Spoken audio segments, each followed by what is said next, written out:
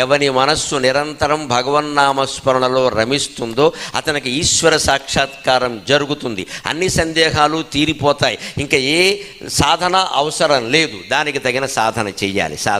మనం ఇంట్లో ఉండే కృష్ణుడు బొమ్మ మన కళ్ళ ఎదురుగా శ్రీకృష్ణుడిగా మారుతుందమ్మా, సందేహమే లేదు. మనం ప్రయత్నం చేయాలి.